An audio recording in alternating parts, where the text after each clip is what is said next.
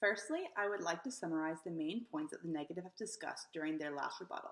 Number one, the negative claims that the issue of faithless electors is an inconsequential issue and, quote, while no electors have ever been penalized, this shows that the issue of faithless electors could easily be enforced, and the claim that there is no remedy is simply untrue.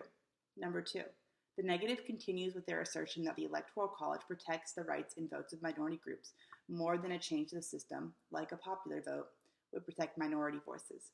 They say, quote, there is no need to change a national system that has worked for centuries. Moving on to their third main point, number three, the negative's position on ad spending and a movement towards richer candidates running for office, for example, Donald Trump.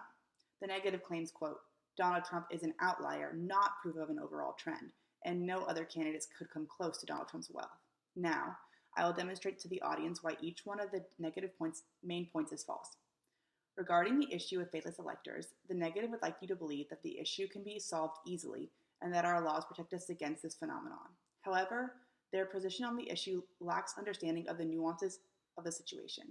We would like to make the negative and audience aware of a current Supreme Court case going on regarding states who choose to punish faithless electors, a situation that the negative mentioned as part of their main argument. Essentially, it is currently being argued to the Supreme Court, quote, as reported by CNN, that members of the Electoral College get their authority from the Constitution, not the states. So states' laws to punish them are unconstitutional. Regardless of whether the Supreme Court decides that this is in fact unconstitutional, the negative's case for this being a straightforward and easy issue to resolve is obviously a naive claim that fails to encompass the entirety of the issue. Secondly, the negative claims that the Electoral College protects the rights and votes of the minority groups more than a change to the system like the popular vote would protect minority voices, and to quote them again, there is no need to change a national system that has worked for centuries. To this point, we ask them, who exactly has the Electoral College proved to be working for centuries? According to the Washington Post, in the 2016 election, the Electoral College worked to impose a candidate supported by white male Protestants, the dominant social group in the country, over the objections not only of a plurality of all voters, but also of the most common minority interest in the country. To elaborate, the opposite phenomenon is at play here. The Electoral College, to quote the Washington Post again, allows a minority to take action, that is, to select the president. It is the only device of its kind in the Constitution. Thus, the Electoral College does not prevent tyranny of the majority. Instead, it provides the potential for tyranny of the minority.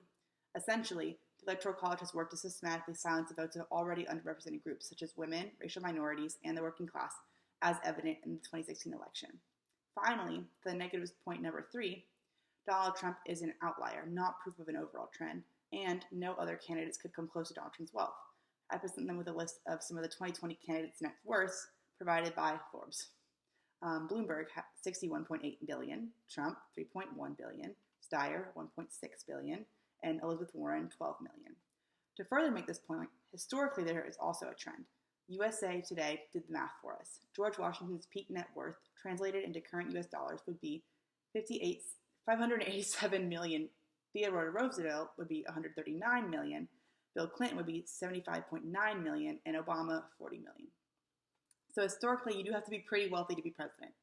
Furthermore, this wealth means something. It points to who the system works for and has continued to work for.